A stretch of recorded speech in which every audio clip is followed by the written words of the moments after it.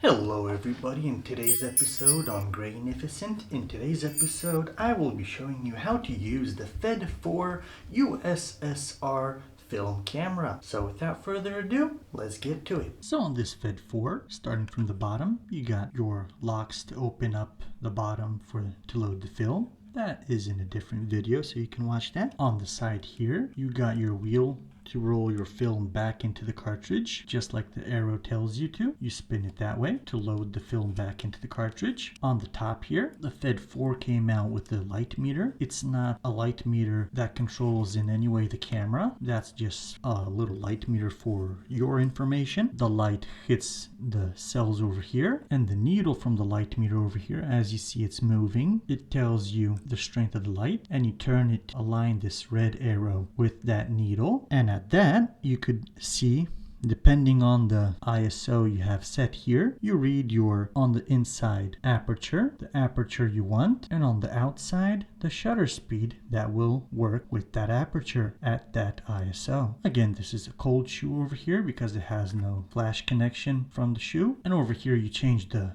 shutter speed. Of course, in these old Russian cameras, it is always best to first cock the shutter and then change the shutter speed that you want before taking a photo.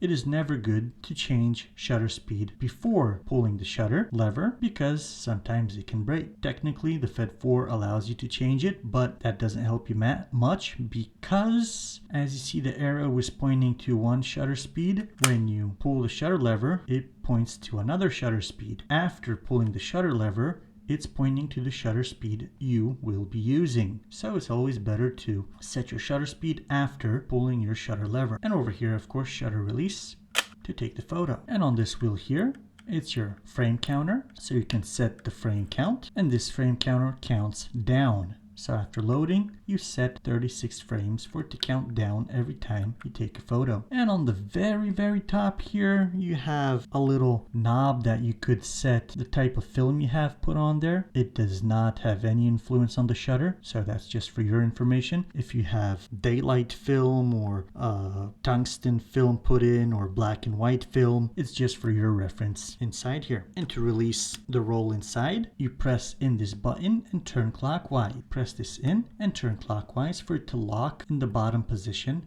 Now you can wind your film back into the cartridge. And again, you turn it counterclockwise for it to release. And on the front, we got the self timer. You wind it up all the way up here. And then to use the timer, because if you just press the shutter release, it's going to take a photo. If you want to use the self timer, you have to, after winding the shutter and the timer, you have to press this silver button over here, and it counts down to take a photo. And of course, above it over here is the flash port, flash sync port. And as we said, these are the cells for the light meter. This little window over here is for the rangefinder, and this window here is the viewfinder to compose your image. It's a rangefinder film camera, so you are not looking through the lens. That will be in a different video about how rangefinder cameras work. And these Russian cameras have a screw mount that you just simply unscrew the lens. Of course, you have to be careful not to screw it on too hard or screw it on crooked so you destroy the thread. So you have to be careful because those lenses sometimes do have a hard time coming on. And so this is how you use the FED 4. So that, my friends, was how you use the FED 4